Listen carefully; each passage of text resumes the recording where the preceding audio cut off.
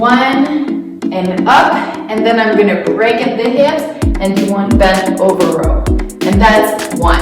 Then we're gonna do 2 stiff leg deadlift. 1 and 2, and then 2 bent over row. All right, this is one of my favorite complex. We're gonna do some stiff leg deadlift and bent over row. The way we're gonna do them, we're gonna do 1, 1, 2, 2, 3, 3, 4, 4, 5, 5, 6, 6, 7, 7, 8, 8, 9, 9, 10, 10. So 1 stiff leg deadlift, 1 bent over row. The goal is to keep the whole thing without stopping.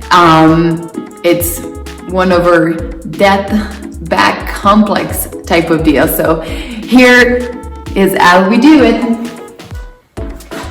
So I always really like using dumbbell. So we're gonna do stiff leg deadlift. So you're gonna stay on your heel, you're gonna shoot your butt back and keep a slight bend at the knee. So when I'm going down, I'm really thinking about my butt is going back and I'm shifting my weight in my heel of my feet, simply keeping a soft knee. What I'm not doing is keeping my chest up and the knee going forward. So the chest falls forward, and once the belt passes the knee, I'm going to slightly bend.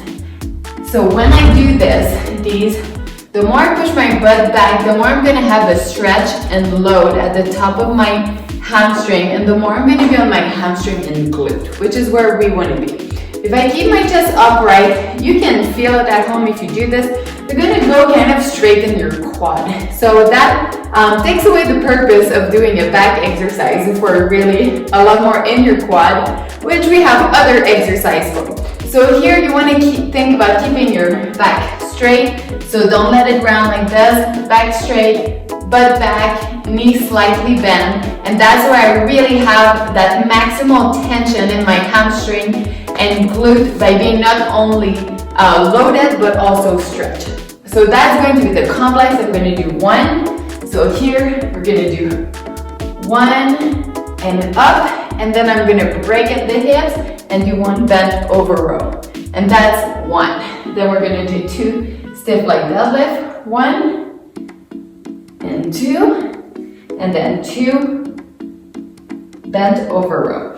Now when I do the bent over row, I'm going back to that same position where I'm bent at the hip and I can feel that stretch and load. And when I do my row, instead of thinking about breaking at the elbow, so here if I just break at the elbow, you can see that my elbow never went above my shoulder. So I want you guys to think about pulling with your elbow back and make sure your elbow comes above your shoulder. So now we're really focusing in that upper back muscle.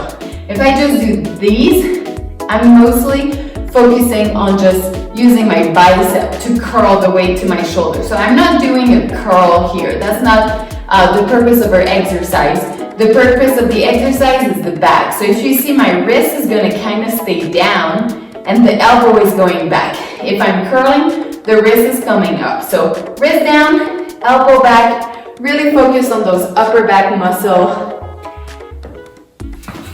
Work hard, feel the burn. That's where the magic happens, and enjoy.